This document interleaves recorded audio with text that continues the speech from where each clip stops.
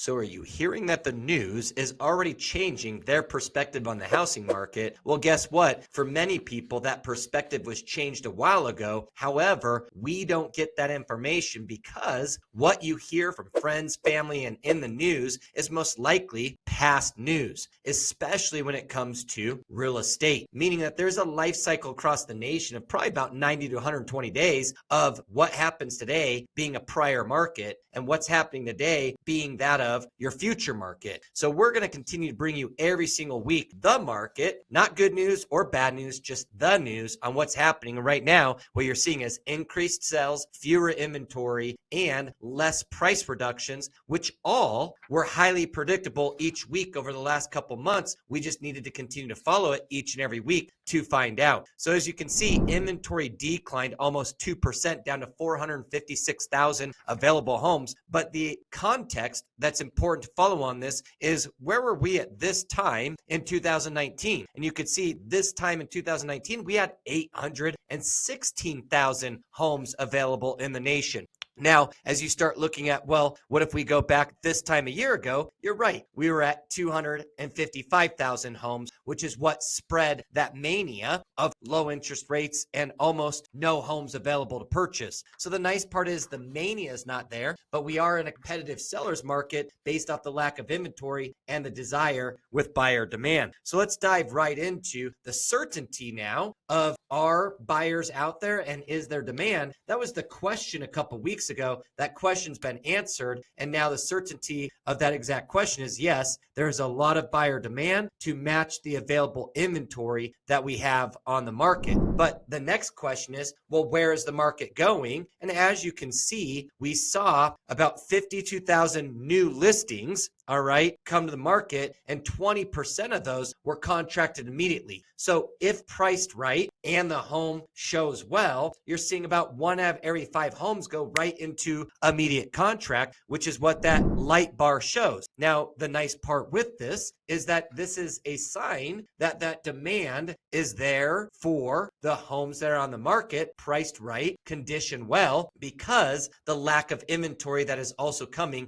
each and every week, which as you can see though, why is inventory, if we're only seeing X amount of thousands of new homes come to the market in the previous slide, you can see that 279 single family homes in contract climbed 6%. So the new listings are not coming to the market the way that we need, that the demand is taking the available inventory and putting under contract. As you can see, it's increasing quite a bit from that low in December. As you look at just the overall change in this, let's call it mountain range, you could see the valley from a couple weeks ago. And as we start to see more homes go under contract, this will continue to show a decrease in inventory over the next weeks due to the fact that there's not enough new available inventory coming to market. Now, what also does this show is that for a lot of people that were predicting that potentially there was a crash or maybe something negative was happening, is that not only are more people contracting homes pending, that inventory decreasing would have been the opposite. You would have actually seen more homes available on the inventory of the market, which wouldn't have changed this overall pending contract, but you would have seen a lot